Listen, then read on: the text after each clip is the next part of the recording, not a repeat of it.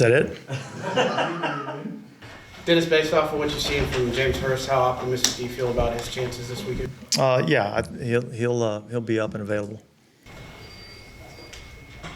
Does that change the starting five on the line initially, or? We'll have 5 guys out there, I promise. I'm sure we're about to see the injury report, but what was Kendra Miller the other one? Illness, kind of the same thing that everybody's kind It's of down dealt to with. a different person every day now? Is that... Yeah. Have you ever dealt with anything quite like that? Yeah, we dealt with COVID. Huh? I think we had like 20 guys out in the Miami game. So yeah, we've dealt with that before. Jesus Christ. You mentioned going out to practice once, because players had mentioned they like the break that it gives them to be out there. He's obviously done it twice now. I mean, what are the benefits you're seeing from? Well, look, I mean, just getting outside, getting a little fresh air, getting off the turf a little bit. I think give our guys a little bit of a chance to get their bodies back a little bit. So, yeah, it's been good. Weird seeing Matt Ryan on your sidelines. Yeah. I made sure we had security close by. Did you keep Cam Jordan away from him? It was hard to do, but yeah. Did you consider making Cam part of the security? No, Cam's got enough to worry about.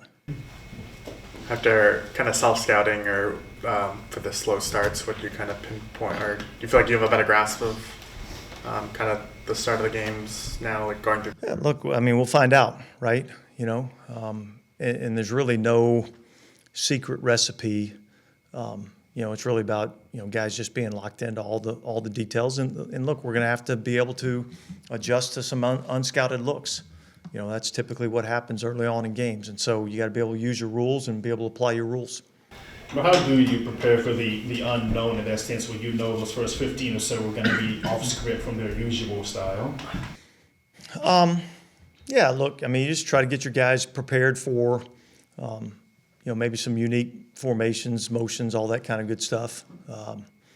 But we don't have a contract with them, so they can do whatever they want to do. So we just got to be able to adjust.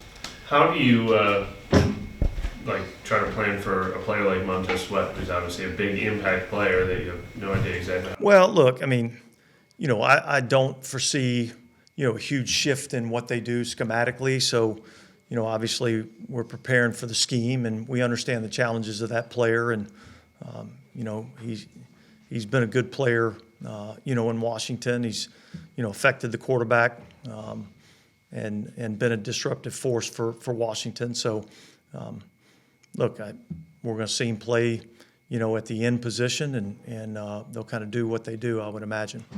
Dennis, you said after the game that was a win that the team needed, all of you.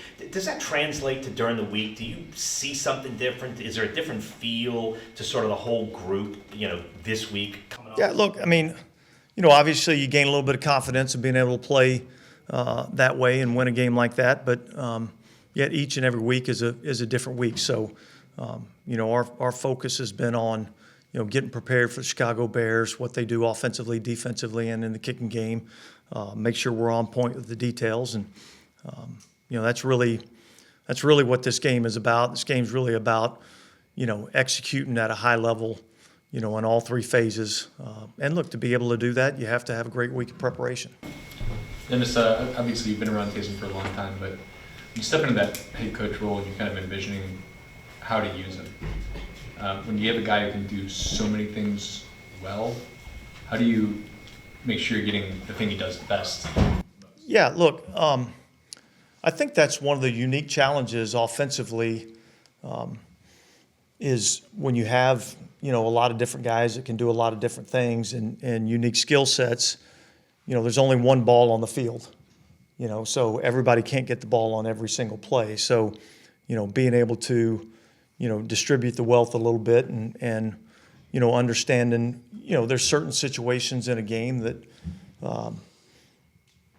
call for a different attack, offensively and the players that we utilize to do that. So,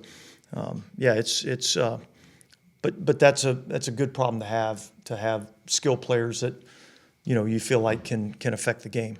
With Taysom specifically, did it take you like a minute to really like hone in on exactly how you wanted to use him? Well, look, I mean, Last year you started like almost like running out a lot of the tight end stuff, and then kind of in the middle of the year you kind of shifted him into more. Yeah, yeah, I think you're just kind of trying to figure out what's the best way to utilize that. We've said this before. Taysom's highly effective. Particularly when he's at the quarterback position, and yet I've seen him do some good things as a tight end, and realizing it's a 17-game season, and running backs in our league get kind of beat up a little bit, and so when he's running the ball from the quarterback position, it's really no different. So trying to be able to utilize him when we can, and yet understanding that this is a long season. All right. Thanks, guys. Thank you.